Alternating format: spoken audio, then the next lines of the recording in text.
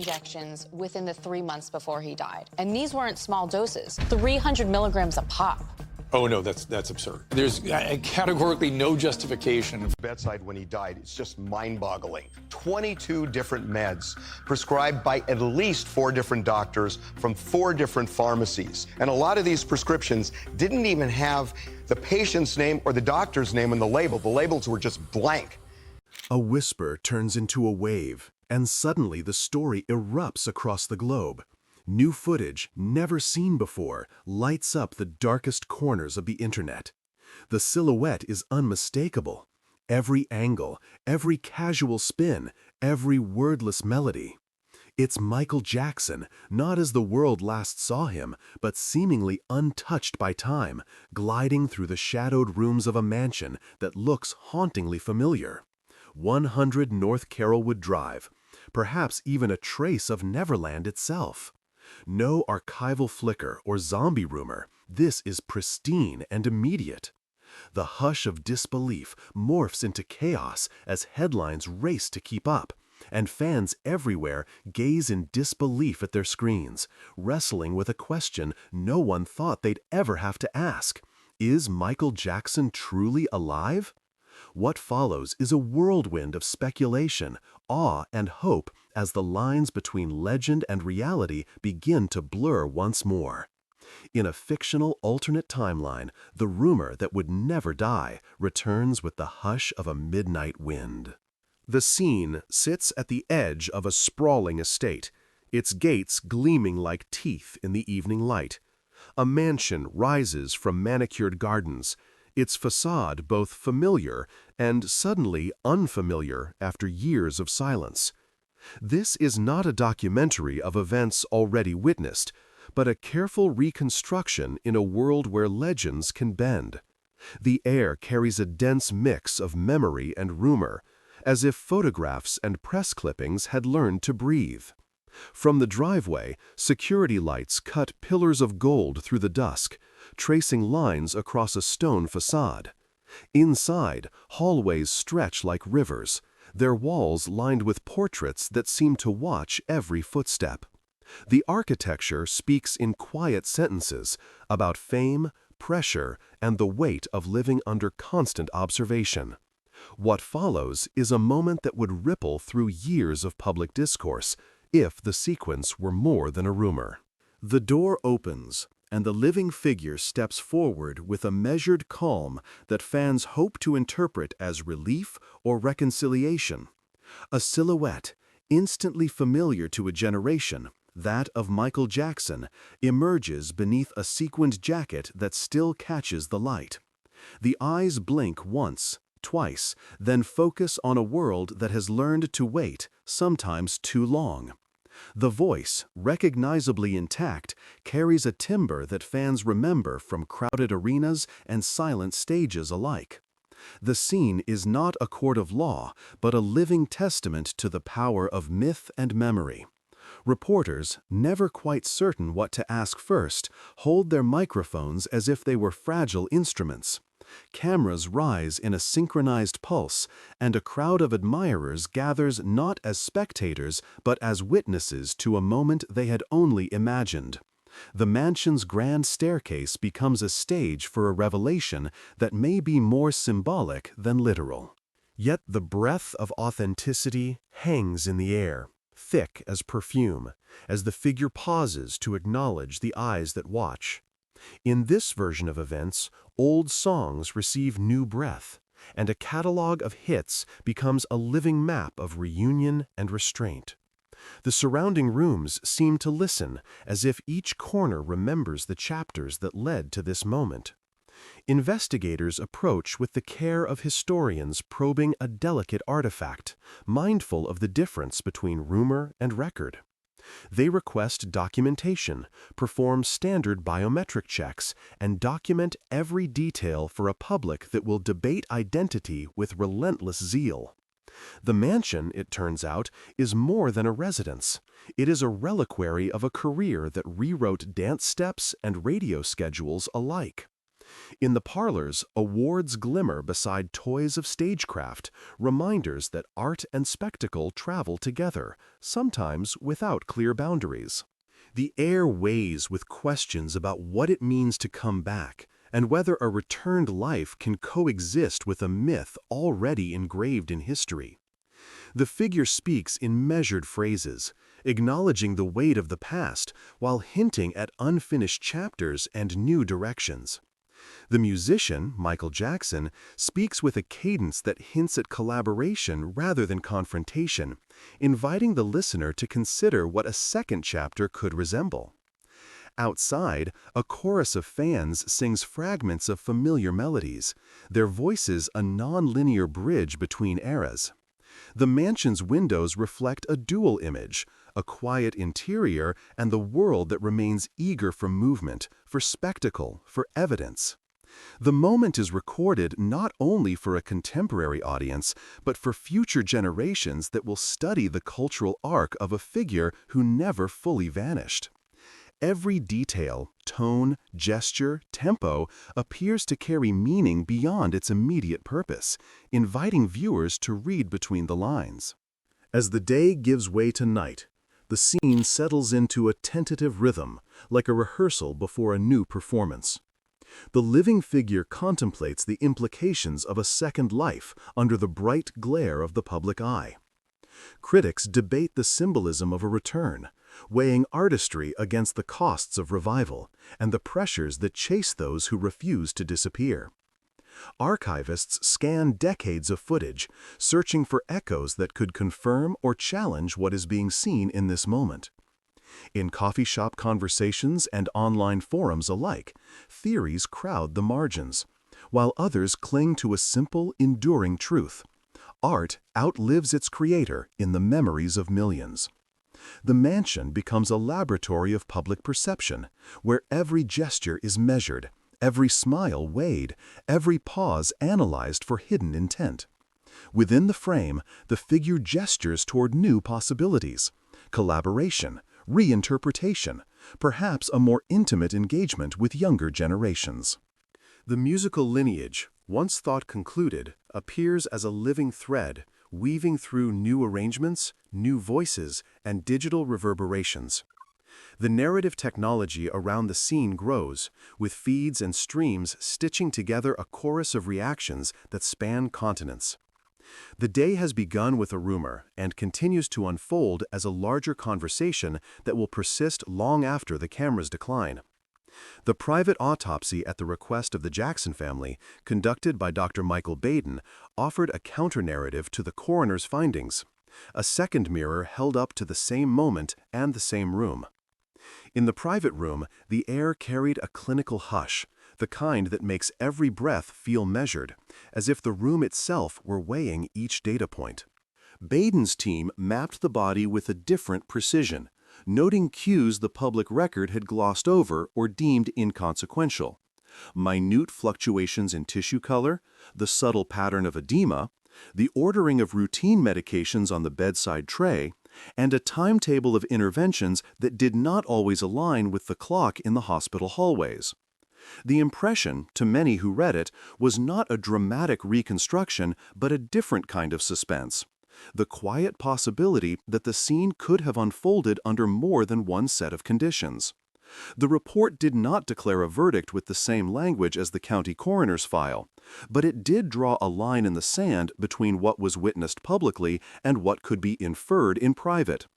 It suggested that the chain of events leading to the collapse might incorporate a pharmacological milieu capable of mirroring certain patterns of natural death while still harboring an underlying mechanism that required a closer look. If the numbers on the chemical panels and the sequence of dosages at the bedside were read in a vacuum, they could point in one direction. Read together with the clinical notes and the timing of the response, they could point elsewhere.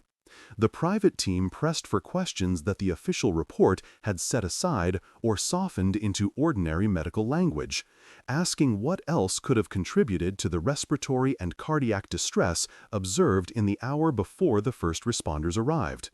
Meanwhile, the public record, the security logs, the 911 transcript, the hospital intake sheets stood as a stubborn scaffold around which two competing versions of the same day leaned.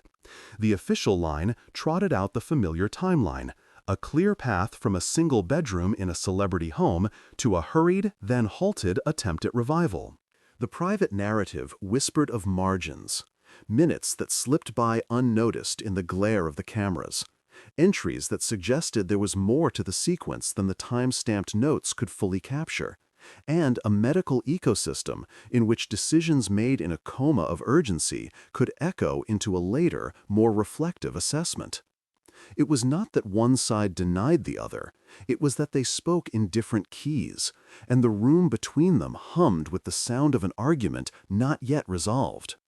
As investigators pored over the memorabilia of the case, the prescription logs, the anesthesia records, the on-call staff rosters, the route of the EMS transport, the old questions re-emerged in sharper relief.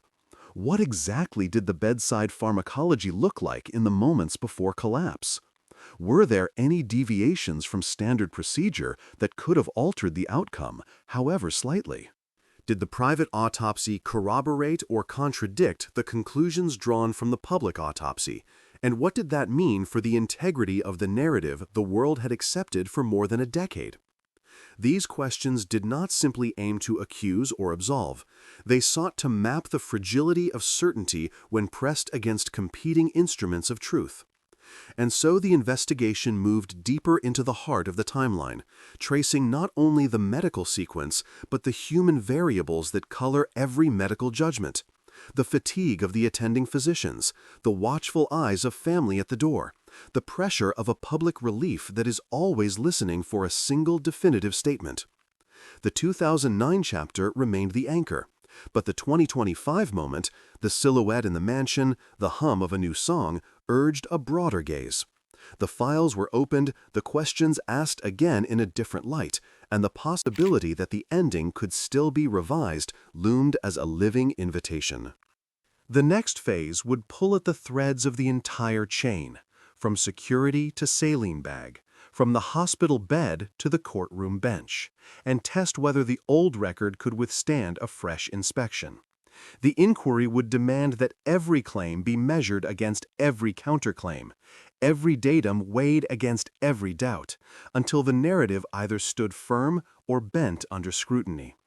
And as the screens flicker with the image of a man whose presence still spans generations, the investigation presses forward, compelled to reveal not just what happened that day, but how the day is remembered, and who gets to shape the memory when the evidence itself refuses to be simple. In the moonlit hush of a sprawling estate, secrets do not stay buried for long. They drift along the hallways on a draft of rumor, turning corners with the same quiet inevitability as a piano note that lingers after the last chord. This is not a straight-line chronicle of a death announced to the world and then filed away in a court file. It is, in this retelling, a document of what happens when memory itself becomes the stage upon which a story refuses to settle. A mansion stands as witness to a life that refuses to be content with a final curtain. In this alternate telling, the walls know more than the headlines, and the night holds its own counter-narrative to the official report that once folded the world into a single definitive verdict. The official record began, as so many public dramas do, with a room as quiet as a held breath. On August 28, 2009, the Los Angeles County Medical Examiner released its conclusions, drawing a line through a day that had already circulated the globe like a rumor with currency. The verdict was homicide, a term that entered the public vocabulary with the precision of a verdict hammer striking its nail. The specific cause of death was acute propofol intoxication, but the coroner's language did not stop there. It noted that this intoxication was not the result of propofol alone.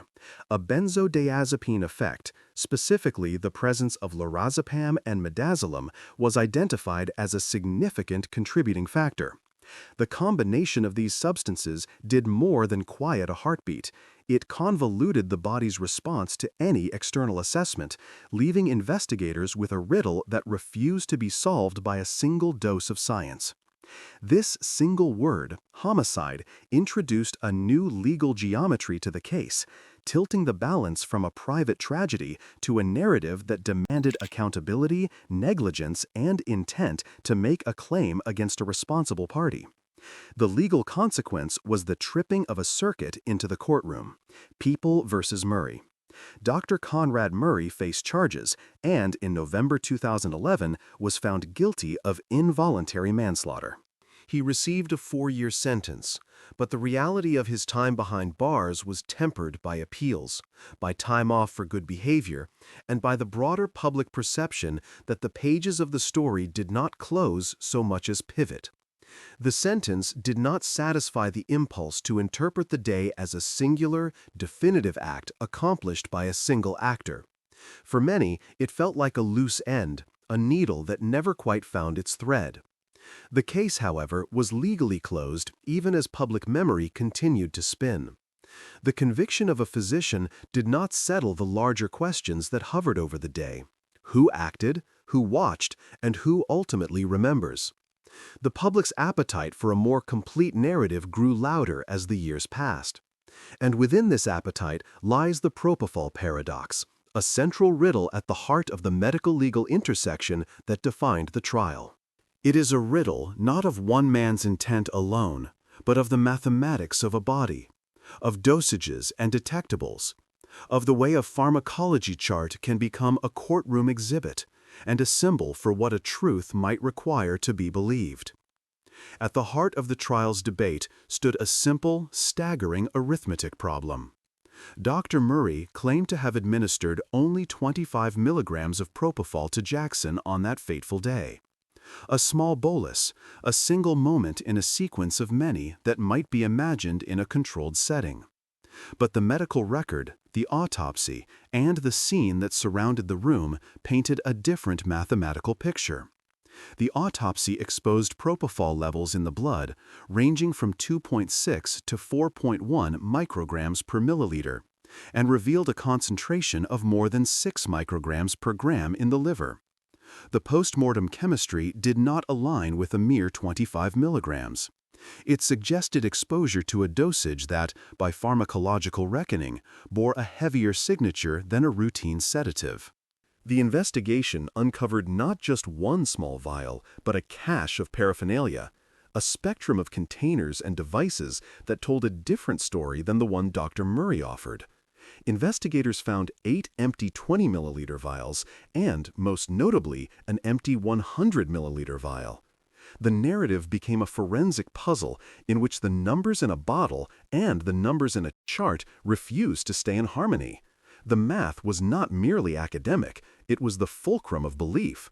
The 25 milligrams claimed by Murray could not plausibly produce the measured blood levels, the tissue concentrations, or the scale of the clinical disruption that surrounded the moment that had become public lore. Prosecution's expert, Dr. Stephen Schaefer, framed this discrepancy as a pharmacological impossibility, a phrase that traveled through the courtroom with the gravity of a verdict in itself. The defense, in turn, offered its own counterweights, a narrative that attempted to reconcile the scene with a caretaker's hurried administration, a moment of improvisation in an environment not designed for the delicate choreography of anesthesia. Yet the numbers did not bend easily. The evidence demanded a larger, more complex explanation than a single small bolus could justify. Out in the world beyond the courtroom, the case had already assumed a life of its own. It was not just a medical mystery, it was a cultural one. The public's memory of that day, its images, its sounds, its specter of a superstar drawn into a private tragedy, began to resist the neat, linear explanation.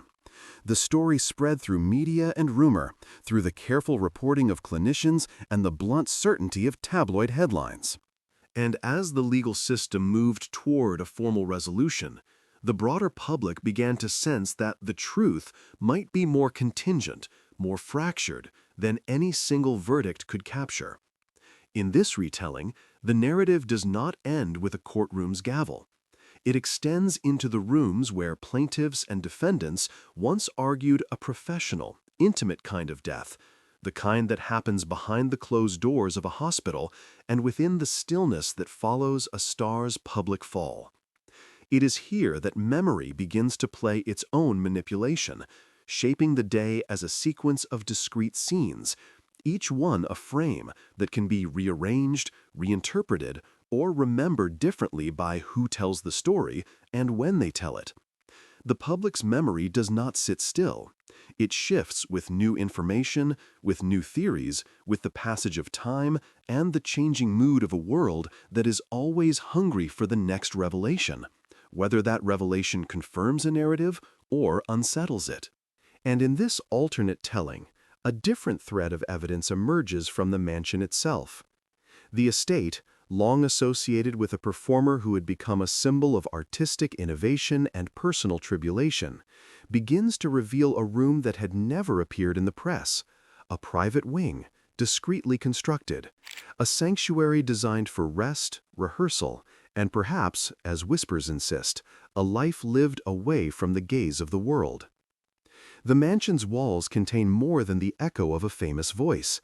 They shelter a covert continuity of presence. The investigation that unfolds in this version does not begin with a coroner's report, but with a careful, almost forensic listening to the house itself. There, beneath the surface of the pomp and the public persona, something survives the passage of time. The team of investigators in this version follows a thread that diverges from the original case, a set of anomalies that cannot be easily explained by the medical narrative alone. A diary, a coded ledger, a handful of personal letters. These artifacts hint at a life that persisted beyond the moment when the world believed it had lost the star. A private investigator's notebook, discovered in a hidden compartment of the estate's study, draws a map of the mansion's interior that does not align with the public-facing floor plan. It suggests corridors that loop back on themselves, doors that may have functioned as escape hatches, and a reinforcement of security measures that would be unusual for a celebration of an artist's daily life, but not unheard of in the life of someone who had learned to protect truths from the prying eye. As the narrative track shifts toward this possibility, the social resonance of the original case intensifies. The public loves a mystery that looks like it could be solved. It also fears a truth that would undermine the certainty of what it means to mourn a figure who has already become a cultural monument. The idea that Michael Jackson could be found alive inside his own mansion resituates the conversation about celebrity, vulnerability, and the responsibilities of the media to report the most sensational version of a person's life and death. It reframes the day not as a simple terminus, but as a hinge, a point at which memory might swing toward a different conclusion if the evidence ever aligns to support it. In this alternate account, the medical details that dominated the original trial reappear as metaphor and as motive. The propofol paradox, once a focal point of courtroom argument, becomes a symbol of the tension between scientific measurement and human narrative. The same dosage debates that played out in court now echo in the mansion's quiet. How could a dosage be interpreted differently by different observers?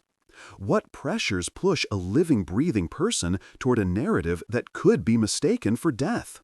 And what does it mean for a public figure to be alive but unseen, living with the double life that fame sometimes imposes on those who bear it? The discovery of life within the mansion would force a recalibration of the sequence of events that the world thought it understood. If Jackson were indeed alive, every testimony, every autopsy report, every verdict would take on layers of meaning that no one could foresee in the immediate aftermath of the death. The public memory, already divided between those who confessed to feeling cheated by a premature closure and those who argued that justice was served, would be compelled to confront a truth that would challenge the very foundations of how a celebrity's life is observed and remembered. The memory of the day would no longer be a single narrative, but a palimpsest, ink wiped, a new layer laid, and yet traces of what came before remaining visible in the margins. Meanwhile, the mansion itself would become a character in the story, its architecture and its concealed spaces mirroring the broader questions about identity and representation. The corridors that once led fans through a tour of a world-famous stagecraft would now conceal a more intimate, secret history. The staff who knew the rhythms of the house would be pressed into a new role, confidants to a life that refuses to be contained even within the walls that were built to house its most public moments. If the star is found alive in this setting, the first conversations would not be with lawyers or tabloids, but with those who kept the organism of the home, the boiler room, the private gym, the soundproof rehearsal spaces, where a living presence would have had to survive within a very particular choreography of light, sound, and time. In this telling, the question widens beyond the legalistic to the existential. What is a life that continues in the face of a public death? If life persists, who has the right to reveal it? The family's responses would become part of a new chorus within the story, one that questions not only what happened that day, but who gets to decide how it is remembered, and who is entrusted with the memory when the record itself allows for more than one reading. The public would have to negotiate the uncomfortable space between veneration and scrutiny, between a myth that sustains a legend and a person who endures beyond the moment of the legend's most dramatic arc. And so the narrative threads braid themselves into a longer, more complex tapestry. The propofol's pharmacology, which once defined a single fatal trajectory, becomes a broader meditation on the fragility of certainty. The 8 empty vials, the 100 milliliter bottle, the question of dosage, these remain touchstones. But now they illuminate a larger inquiry. How does a society interpret the evidence that arrives with time? And how does it confront evidence that refuses to fit a tidy box? The answer in this version is not a single verdict, but a reckoning with memory itself, its power to comfort, to condemn, to reframe, and to endure. The mansion, the notes, the hidden wings, and the living truth inside the walls all converge to create a scene that is more than a sensational twist.